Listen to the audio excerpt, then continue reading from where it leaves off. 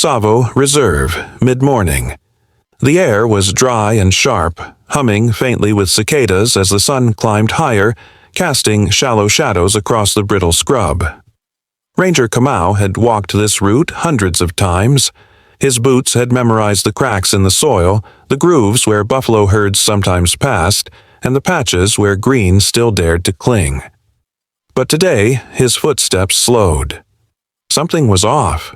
Not the absence of movement, which was normal in the heat, but the shape of stillness itself, thicker, heavier. It was just beyond the yellowed fringe of thorn brush, a slump of gray too small to be an adult but too still to be safe.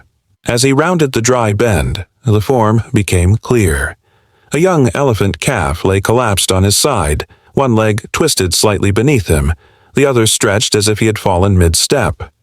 Dust clung to his skin in uneven layers, coating the folds of his flank and the creases behind his ears. His belly rose and fell in shallow waves, each breath a visible effort. The ground beneath him was damp where he had drooled, where his sides had sweated, but the earth was drying fast. Nearby, 3 paces off, the mother stood, silent, motionless, as if carved from the very rock and root of the land itself. Her trunk hung limp, curling occasionally just above the tips of her tusks, not reaching out, not probing the air. She did not trumpet. Her ears did not flap. She made no move toward Kamau, though she must have seen him approach. Instead, she stood anchored, her massive weight holding tension in the space between grief and refusal. Kamau paused, body half-turned, assessing not just the calf's condition, but the quiet body language of the mother. In the reserve, mothers defended their calves fiercely. They circled, stamped, trumpeted, and lunged. This one did none of those things. Her front right foot shifted once, half a step, then returned. Her breath moved in and out slowly, through her trunk in a rhythm that spoke not of fear, but fatigue. Kamau raised his binoculars, scanning the calf first for signs of trauma. No wound, no gash, no blood. But there was something unnatural about the way the calf's limbs rested. Loose, unengaged. The ear twitched once, then lay still again. His eye was half open, glassy but wet, with a faint glisten at the corner, as though the dust had mixed with a tear. The skin along his rib cage was pulled taut, his ribs too visible, and his shoulder blades pronounced.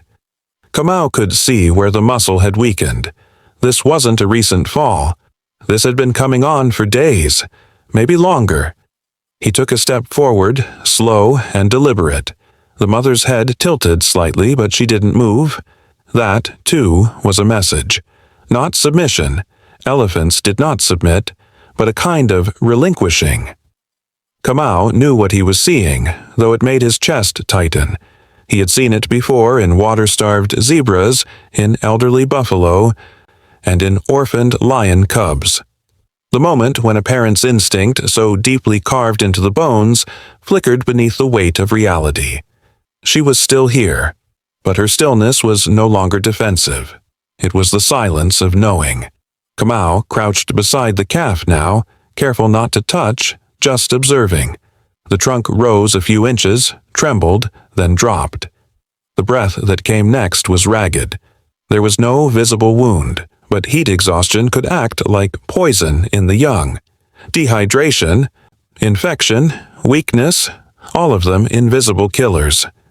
He took out the small radio clipped to his shoulder. One calf down, breathing shallowly, no predator activity, mother nearby, non-aggressive. His voice was quiet but steady. He didn't need to add the unspoken part, the part the team would hear anyway. It might already be too late. As he waited for the soft crackle of response, Kamau kept his eyes on the mother. She hadn't turned. Her back leg shifted slightly, and a puff of dust rose and fell at her heel. Her body was angled toward the calf, but her trunk rested now across her own chest, not touching, not reaching. She was letting go, slowly, but not leaving. Not yet. The radio buzzed back. They would dispatch a small team and bring fluids, shade netting, and hydration packs. Estimated arrival, 45 minutes. Kamau exhaled through his teeth, then looked at the sky. 45 minutes under this sun was too long. Already the calf's eyes were beginning to roll slightly, unfocused. Kamau moved into the calf's line of sight, careful to keep his posture open. He didn't speak, not yet. The calf's ear flopped once more, then stilled. If he could not rise before the peak sun, his organs would begin to fail. The mother must have known. Elephants had a way of sensing when a herd member was slipping beyond the threshold of return. But what haunted Kamau more was the question. How long had she waited before stopping here? How many kilometers had she walked beside this weakening child, each step heavier than the last, until finally the calf had folded at her feet? The mother exhaled again, softer this time. Her head bowed slightly, and still she did not come closer. Kamau slowly removed his canvas pack, pulling out a flask. He uncapped it and poured a small stream of water into his hand. The calf's trunk twitched again at the scent, but he made no move to lift his head. Kamau whispered, "Easy, little one. You're not alone." His voice was more breath than sound, absorbed by the dust around them. He knew he couldn't force hydration. Not yet. Not like this. All he could do was wait and shield the calf's body with his own until help arrived. Behind him, the mother's feet stirred. She took 2 slow steps forward, then paused. Her shadow crept over the calf's flank, long and solid. Kamau stayed still. No movement, no challenge, no sound. The moment balanced there like a breath before collapse. 3 lives suspended beneath a sun that showed no mercy. If the calf could not drink soon, he would not see another morning. If the mother walked away, she would not return. And if Kamau moved too quickly, the fragile stillness they had settled into could shatter. Everything now hinged on time and quiet and breath. Nothing more, nothing less. The heat had deepened as the sun climbed higher, pressing into the backs of the rangers and flattening the color of the land into a dull haze. Kamau remained still beside the calf, whose breathing had slowed, becoming more fragile, each rise of the rib cage shallower than the last. The other rangers had arrived, approaching quietly on foot, their presence careful and deliberate. No radios cracked, no voices rose. They understood that the quiet here was not just a silence, but something ceremonial, something they were now stepping into. The mother, who had not moved for so long, finally shifted. Slowly she began to walk, not away, but in a broad, deliberate arc around the calf. Her footsteps were heavy but measured, not hurried. There was no threat in her motion, but there was tension, a kind of unspoken weight in each step, a rhythm that spoke not of defense but of farewell. She moved as though the circle itself had meaning, as though she needed to draw a boundary around her child, not to keep others out, but to mark what had happened here, what might happen still. Her trunk hung low, barely brushing the ground. It didn't reach for the calf. It didn't probe the air. Her ears, wide and sun-worn, held stiff at her sides, not flapping to cool her, but extended in a posture that kept her rooted in alertness. She was not collapsing into grief, but she was holding it inside her body, carrying it in her deliberate motion, in the arc of her orbit. In the dust she stirred.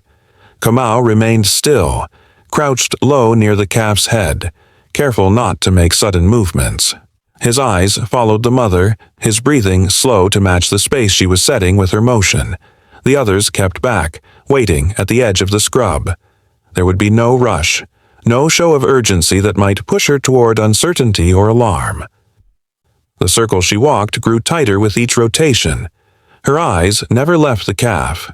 Her awareness did not shift to the humans. It remained fixed, tethered. Kamau recognized the signs. He had seen it once before, years ago, when a matriarch had lost a newborn during a drought. The same slow turns, the same still ears, the same dragging trunk. Elephants do not perform grief, but they carry it in their movement, their silence, and their refusal to leave. This mother was not defending her calf anymore, she was marking the time. Around the third full circle, Elena, one of the younger rangers, leaned slightly toward Kamau from a safe distance and whispered, "She knows." Kamau didn't answer. The air between them was thick with the truth of it. This was not panic. This was not confusion. This was acceptance beginning to settle like dust over skin. The calf groaned softly, a breathless, raspy sound that caused the mother to stop in her tracks. Her ears flicked once. Her trunk lifted just slightly, then lowered again. She remained frozen for a long moment, head turned slightly, eyes fixed. Then, slowly, she resumed her walk, but this time she made only half a circle before stopping again, her body now directly opposite Kamau. The calf's sides barely moved. Flies had begun to gather around his mouth and eyes. Kamau took another slow step forward. The mother did not react. That, too, was a sign. He poured a small stream of water into his hand and held it out, letting it fall near the calf's mouth. The calf's trunk twitched, but it didn't rise. His body was too tired now, too dry. The small sign of life was all that remained. If fluids weren't administered soon, his internal organs would begin to shut down. They were nearing the edge of irreversible failure. Kamau didn't speak, but his silence was a tension the others felt clearly. Everyone knew the risk. The vet team had been notified, but they were still en route. There could be no intervention until they arrived, no attempt to lift or hydrate forcefully, no tranquilizer administered without the right team and protocol. They had minutes, maybe less. And still, the mother did not move. She held her position opposite Kamau, not aggressive, not yielding, but present. Completely, powerfully present. Her gaze flicked between the calf and the ranger, but it didn't hold a challenge. It held something else. Not permission, not trust, but the raw gravity of a mother who had done all she could and was now choosing to stand with her child, whether help came or not. Kamau didn't dare break the stillness. Every movement mattered now. One wrong step could push her toward resistance, but every delay threatened the calf's life. The stakes hung in perfect balance. If they waited too long, the calf would die. If they moved too soon, the mother might block them, or worse, force the team to retreat altogether. Kamau looked down at the calf again, watching for even the slightest sign of awareness. A flick of the ear, a flutter of breath, a movement of the trunk, but nothing came. The sun bore down harder now, and the calf's skin had begun to dry and crack at the edges of his mouth. The mother made one final motion. She lowered her trunk and let it hover above her child, not touching, not nudging, just resting in the air like a thread pulled taut. Then she lifted it again, curled it inward, and stood completely still. No breath of air moved through the brush. The land felt suspended, caught in a stillness deeper than silence. Kamau knew then that she had made her decision. She would not interfere, but she would not step aside. Whatever came next, she would witness it. The team waited, holding position. There was nothing else to do but wait for the vet, wait for a sign, wait for breath. In that long stretch of motionless heat, only the wind finally moved, lifting a veil of dust into the space between them all. And still she stayed. Still she watched. Still she waited. Kamau's movements had slowed to a rhythm shaped by the silence around him. Each step a careful conversation with the air, with the dust, and with the towering presence of the mother elephant standing only feet away. The calf lay still, his body crumpled in the heat, eyes dulled to a distant shimmer, breath shallow and broken. Kamau's hands moved with the soft patience learnt over years, nothing sudden, nothing fast. He knelt beside the calf again, lowering himself into the space where the animal's frail life still clung to the earth. His voice, low and nearly swallowed by the breeze, offered the smallest murmur. "It's okay, little one." It wasn't meant as comfort in the human sense. It was acknowledgement, a tether cast gently between presence and pain. The air hung thick, not only with heat, but also with waiting. The other rangers remained behind, out of sight but alert, holding their positions in the undergrowth, ready to act but under strict instruction not to disturb the fragile balance. Kamau poured a shallow pool of water into his palm and extended it toward the calf's mouth. There was no reaction.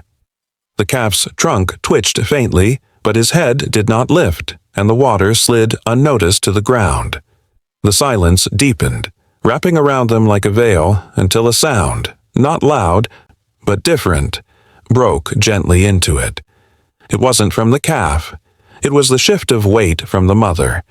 She moved, slowly, almost reluctantly, her massive frame gliding forward one deliberate step, then another, until she stood just opposite Kamau. Her trunk rose slightly, curling halfway through its motion before lowering again, and then, without warning or fanfare, she extended it toward her calf. The gesture was not forceful. It was not even urgent. It was something quieter, contact without expectation. Her trunk hovered, then gently rested on the calf's shoulder, holding there in stillness. No pressure, no movement, just presence. Kamau watched, unmoving, his breath held for a moment without meaning to. The calf stirred, not dramatically but distinctly. His hind leg shifted through the dust, dragging only slightly, but enough to lift a wisp of dry soil into the air.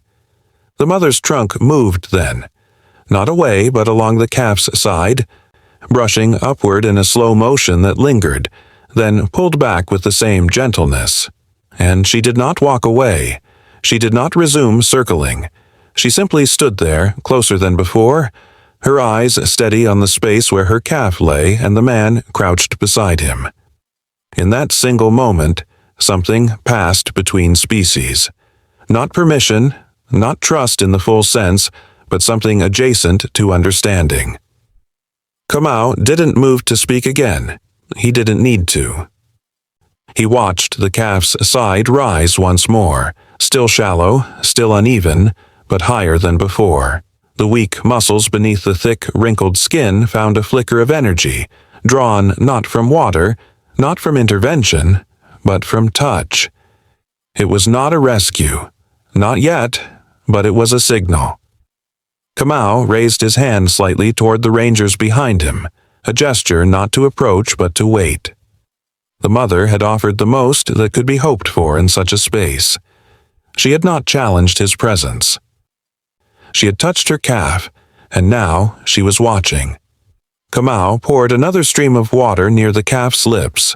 A droplet reached the edge of his mouth and clung there before sinking slowly into the cracked skin. The trunk flinched again. Not a full movement, not even a lift, but another twitch, more deliberate than before. Kamau stayed still. The moment was still too thin to hold weight. Every breath the calf drew came with risk. Every second that passed without intervention drew the line tighter between survival and loss. The vet team was minutes out now, but those minutes stretched painfully long against the measure of a calf's fading pulse. The mother exhaled through her trunk, a long, low sound with no anger in it. Just exhaustion, or acceptance, or both. Her body shifted slightly so that the edge of her shadow fell more fully across the calf's body. A fragile kind of shade that did little to cool but everything to shelter. Kamau watched her eyes, dark, fixed, and unreadable in the way only elephants can be. And yet, the lack of threat in her posture spoke volumes. He was allowed to stay. Nothing more, nothing less. Behind him, the wind picked up slightly, dragging dry leaves across the dirt and sending a few spiraling into the grass. The team at the edge of the scrub remained still, their outlines barely visible, waiting for the final signal.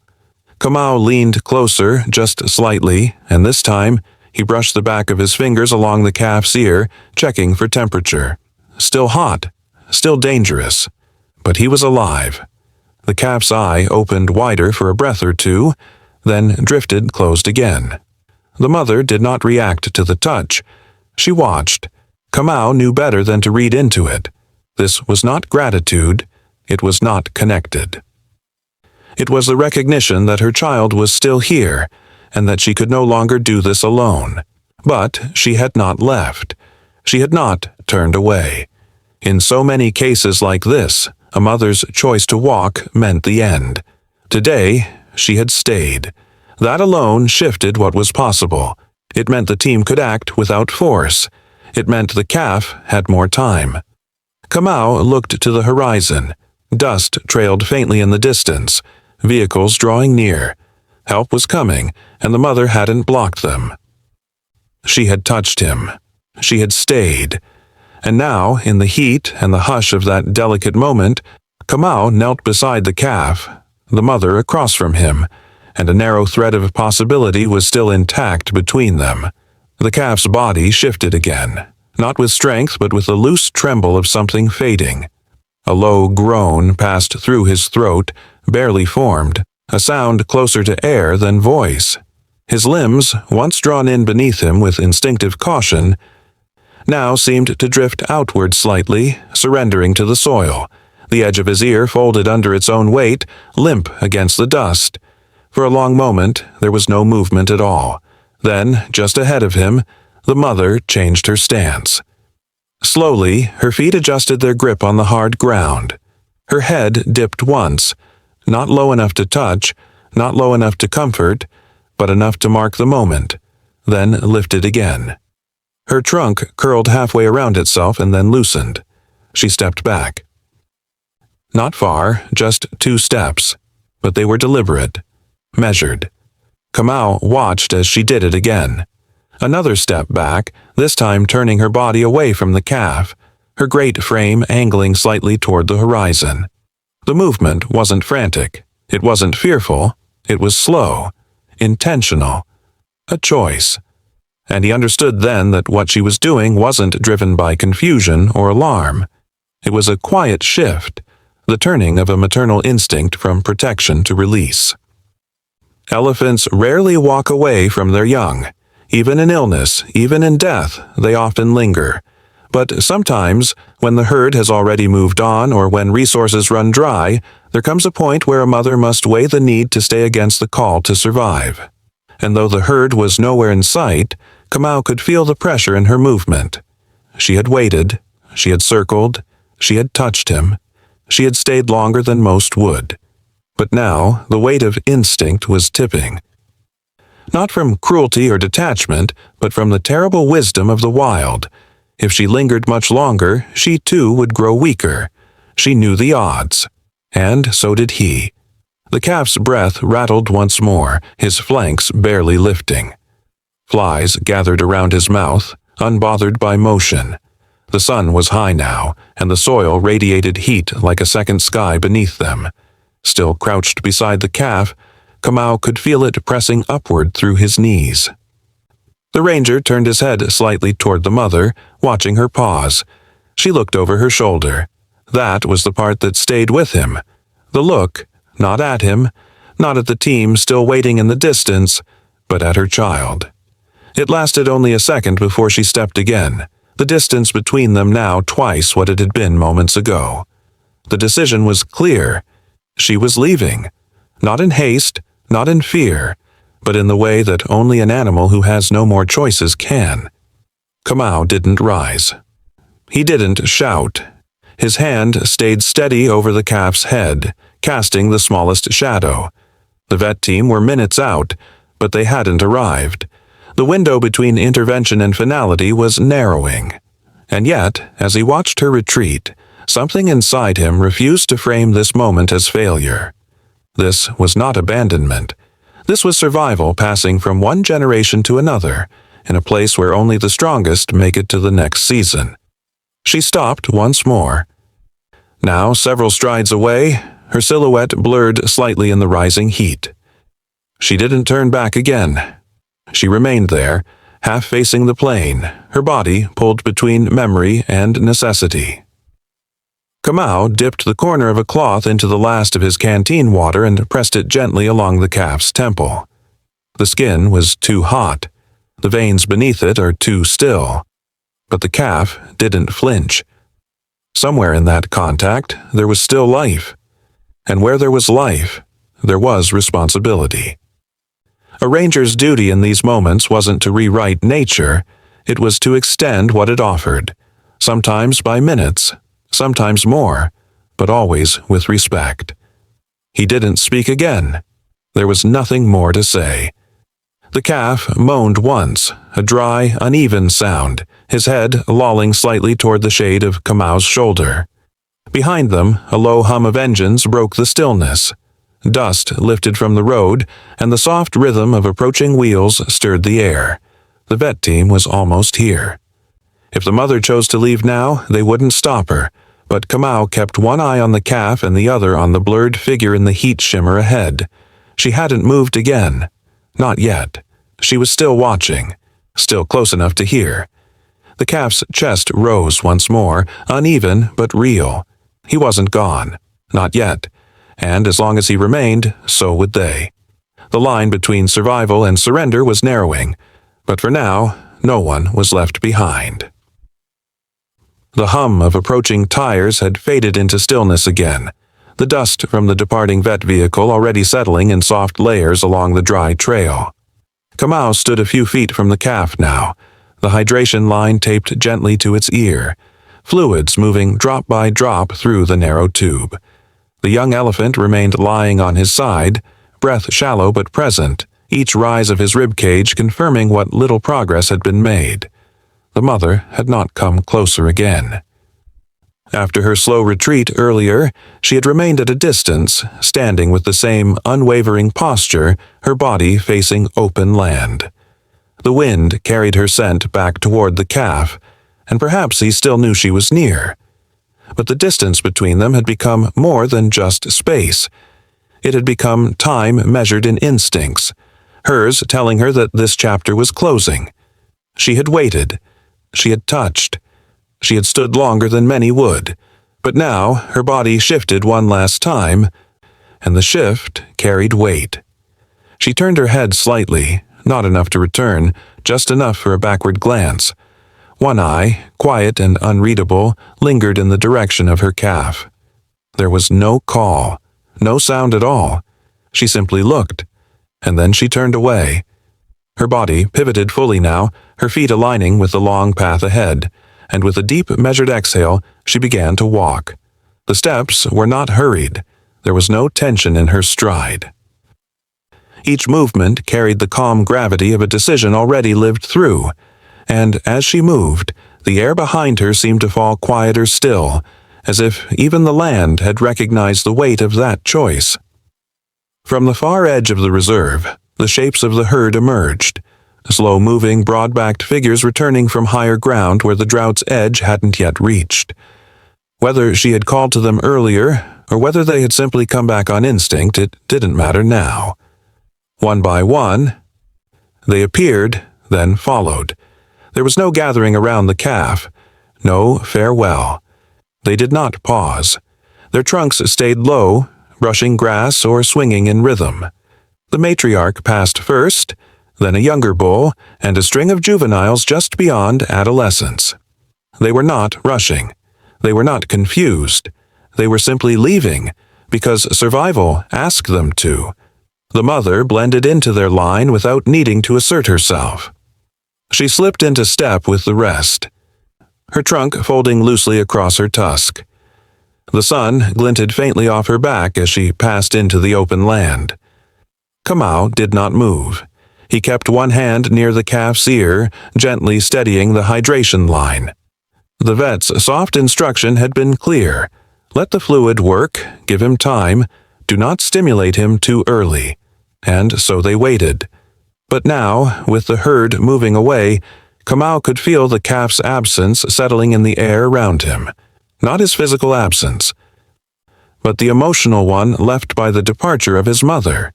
She had chosen to go, and in that choice was a kind of mercy. Though it didn't look like it, it was nature doing what it had always done, carving decisions into silence, asking mothers to bear what no one else could. Her leaving did not mean she stopped caring. It meant she had given everything she could. The calf stirred slightly under Kamau's hand. His eye fluttered open for a second, then closed again. His breath shivered against the dust. The shadow that had once been his mother's had already faded from his side. All that remained now was sun, wind, and the slow work of science and care. The line of elephants continued moving, their silhouettes growing smaller and softer until they merged with the far horizon where the land curved into heat.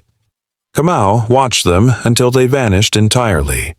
In the space left behind, the calf's breath remained, light but rhythmic, stubborn in its refusal to stop. And though his body lay where it had always been, something had changed. He was no longer tethered to the great form that had once protected him. Now he was tethered only to what the humans could offer: hydration, shade, time. The wind passed through the grass again, lifting it gently as if brushing the calf's skin. Kamau looked once more toward the empty plain, then lowered his gaze. He didn't speak. The mother had said everything she needed to without sound. And now the work left was not about miracles, but moments. Each breath the calf took marking another one earned. The herd was gone, but the calf remained, and sometimes that was enough. Kamau shifted back to his knees beside the calf's body, the air dense with silence and heat. The others had stayed behind, giving him space as they waited for the next step from the vet team. But there was no confusion in his posture, no rush. Every movement he made now was born of discipline, not habit, not hope. He opened the kit slowly, pulling out the pulse oximeter and placing it just beneath the flap of the calf's ear.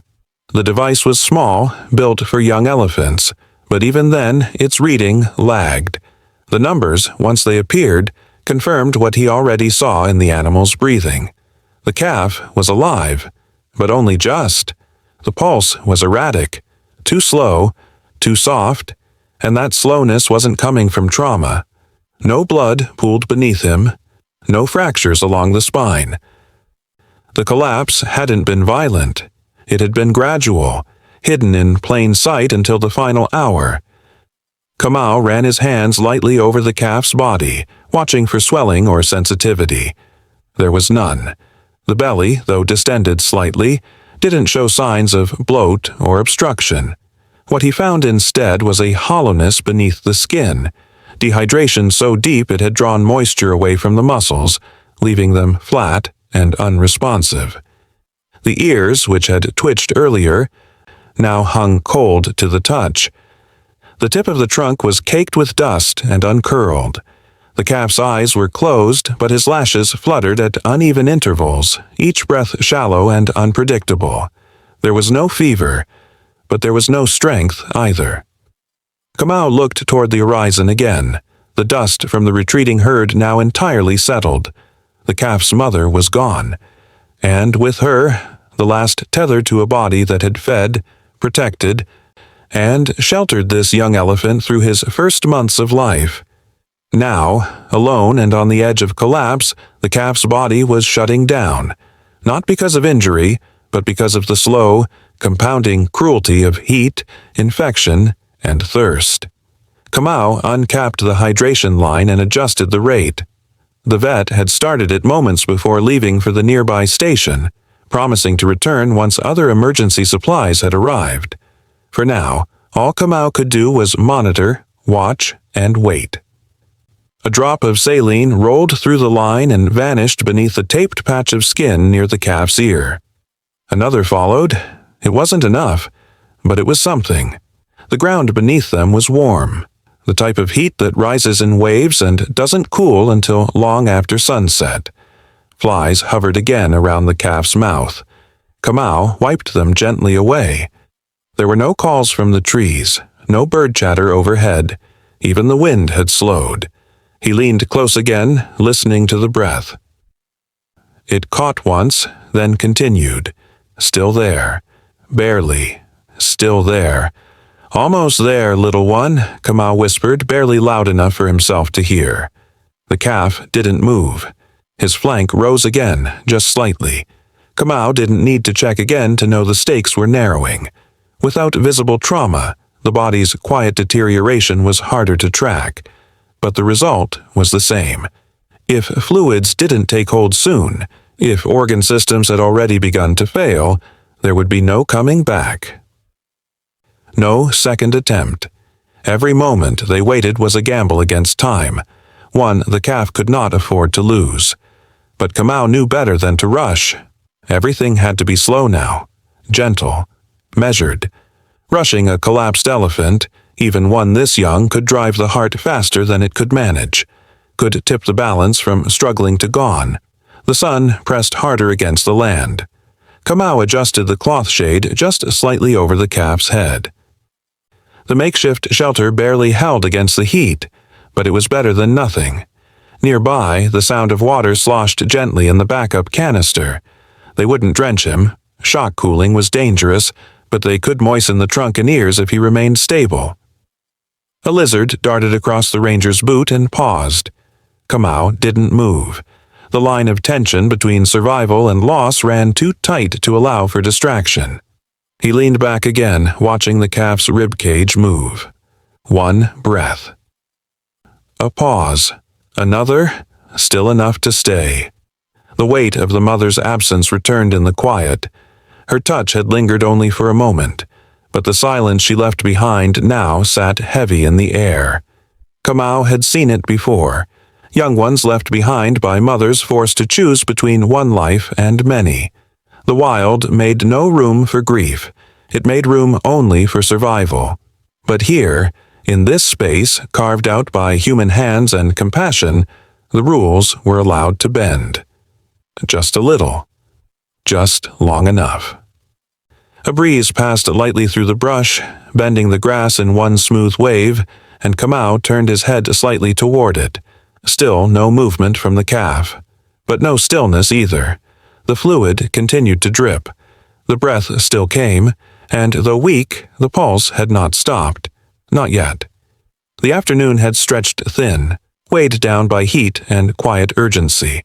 The wind had gone still, and the trees stood motionless in the distance, as if listening.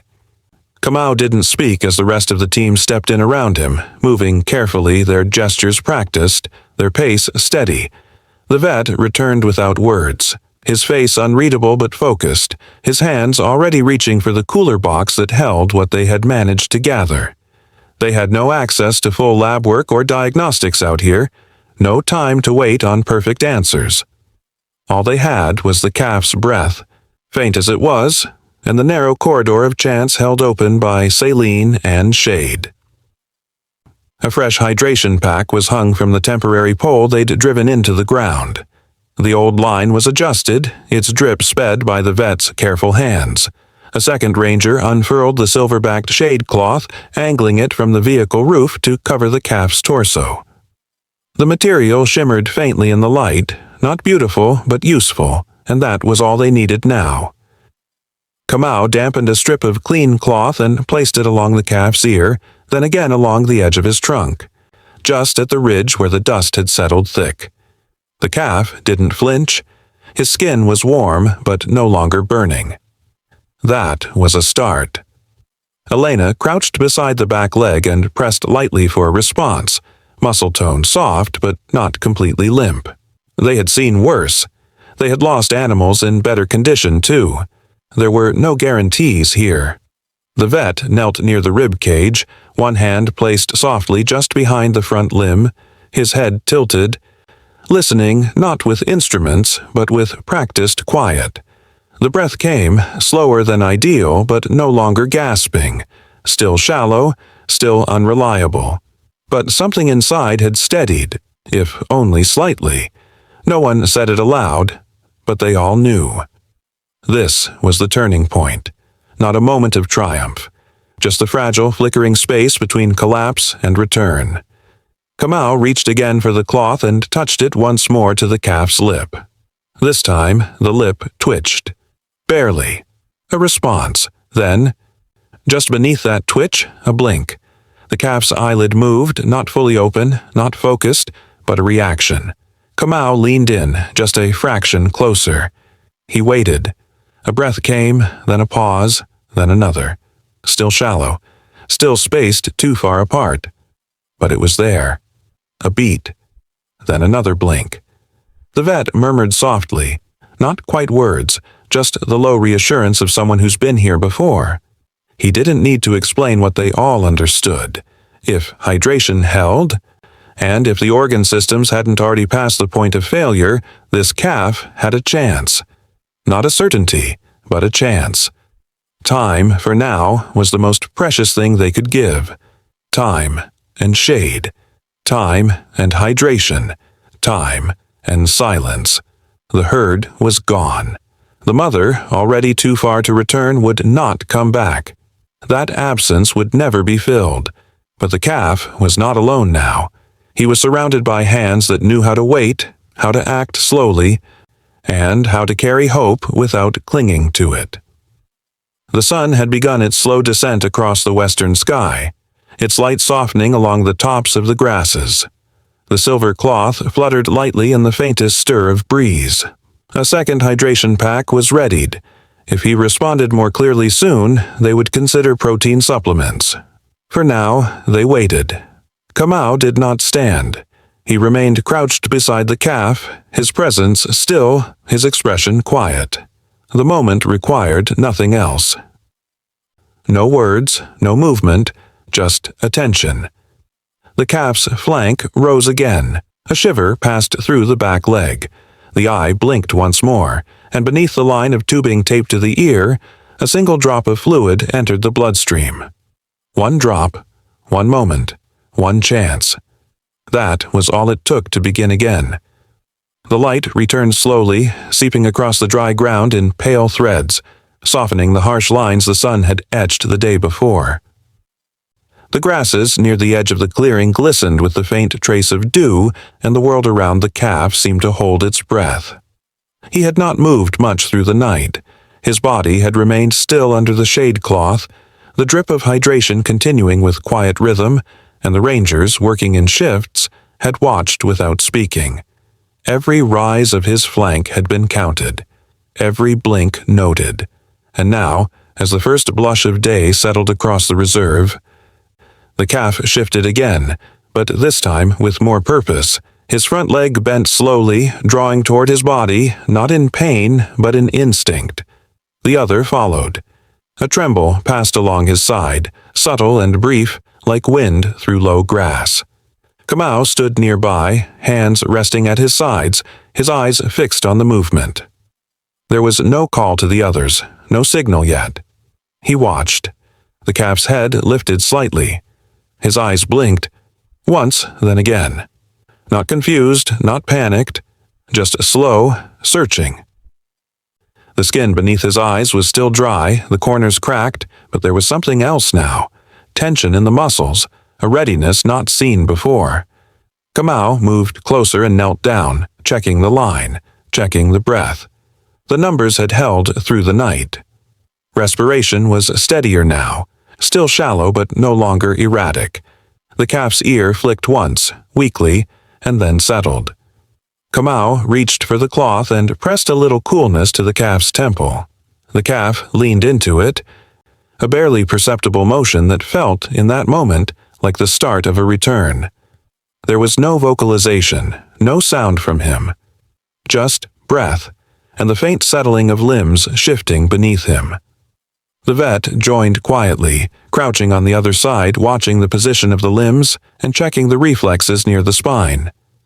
"Let him take his time," he murmured, more to the morning than to anyone in particular. And they did. The landscape around them slowly brightened, shadows lifting off the brush and earth.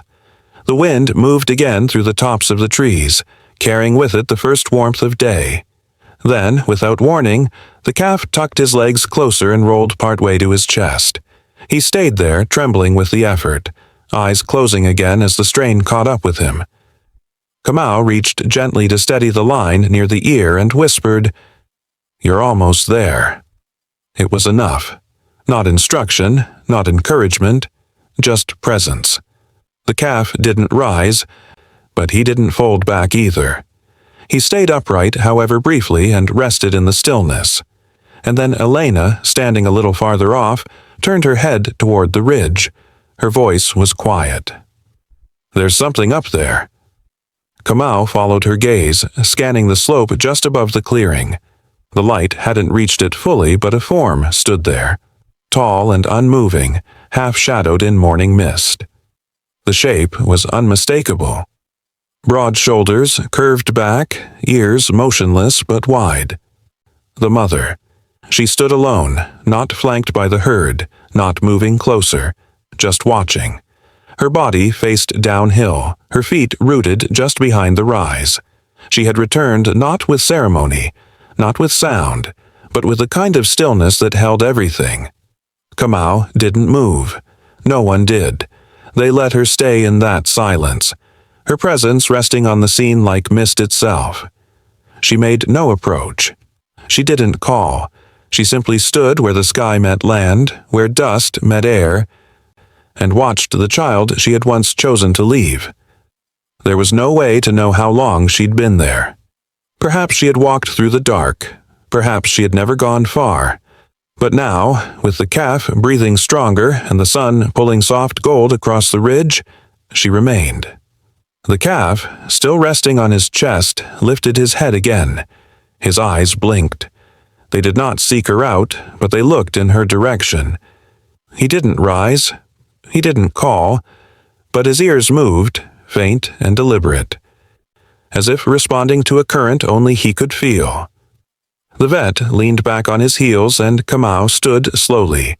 They would not interfere now. The next steps were not theirs to lead. Behind them, the grass rustled gently in the wind, and the day began. On the ridge, the mother stayed still, her outline sharp against the sky. No sound passed between them, but nothing more needed to be said.